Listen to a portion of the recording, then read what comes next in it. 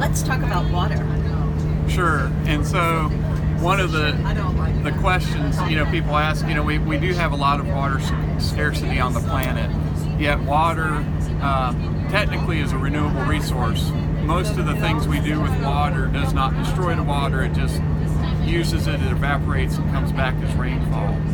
One of the reasons we have water scarcity is the water's not where we need it. So in this part of the world, we're here in North Carolina, we get 40 inches of rainfall every year. Most of our crops in North Carolina use less than 25 inches of water, so that water just runs off, goes into the streams, and goes into the ocean. And so we've got surplus water. But you go to a high population area, let's go into Arizona or somewhere in California where we've got a big population and they're all relying on the river, and then we hit a drought sequence and suddenly we have water scarcity. So there's a lot of water on the planet, but it's not always where people need it. That's one of the problems. The other problem is pollution. And so sometimes any industry, whether it's textiles, power generation, plastic manufacturing, that water gets polluted, and so then again it becomes unusable for the population. So that's really a tragedy. It is a tragedy. Is it unusable? I mean, is that a final for that 40% of water?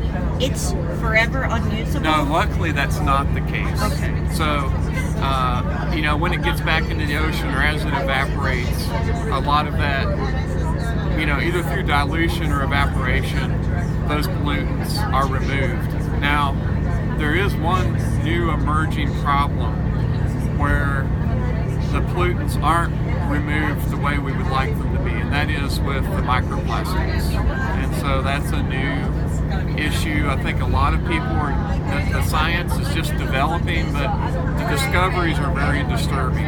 So we are finding microplastics in salt, microplastics in beer in the United States. So all we've done is move it from the water or from one part of the planet to another.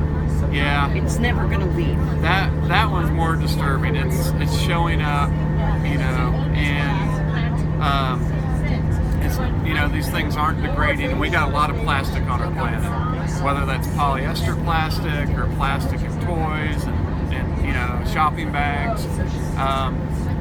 And we don't really fully understand the implications. We do know it's harming sea life. We don't know the impact on human health at this point because we're ingesting a lot of plastic. Maybe the plastic itself hopefully won't be a problem, but they're finding that sometimes some different compounds latch onto that plastic that are toxic. And so that's the scary part. So still a lot to learn there, but don't like having plastic in my beer. In watering cotton and other agricultural crops with water that perhaps has microfiber in it, has it changed the chemistry or the makeup of the crops because we're watering it with plastic?